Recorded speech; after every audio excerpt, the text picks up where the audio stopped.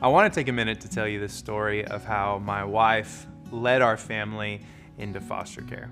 Growing up, I had no aspirations to be an adoptive dad or a foster parent. To tell you the truth, I didn't even know what foster care was.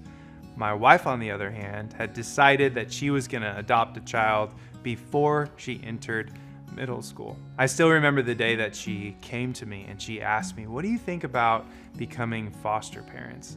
At first, I was very hesitant about the idea. I was not interested in signing up right away to welcome children into our life from hard places.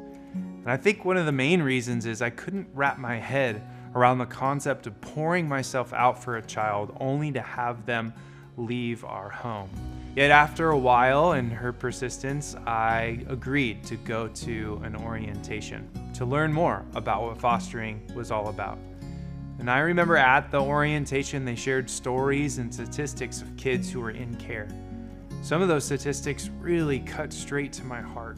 Shortly after, we found out about a 23-year-old who needed a place to stay. And my wife, yet again, convinced me that we should open up our home to this young man.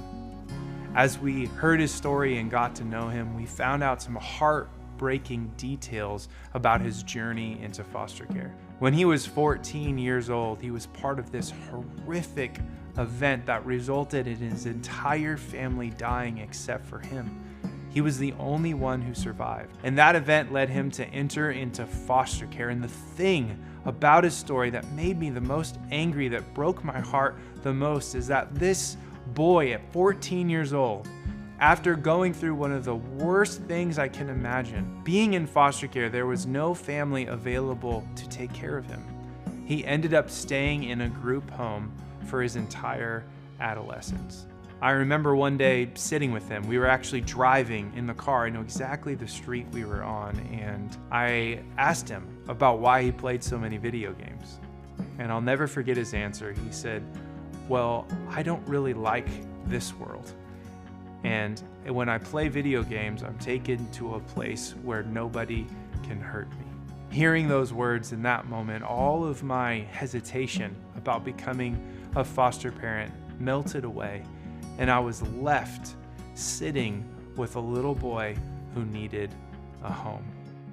The truth is, I'm not alone in my hesitation to become a foster dad. Many husbands are hesitant to follow their wives' calling to foster children. Addressing this issue, author and foster parent Jason Johnson says this: "Some will say it's important that both the husband and wife feel called, and I would wholeheartedly agree. That is, after all, the point. Perhaps God is making that call very clear to you through your wife." The truth is that there are many husbands who are hesitant to follow their wives leading into foster care. And this is really tragic because the need for godly men to step into these children's lives is massive.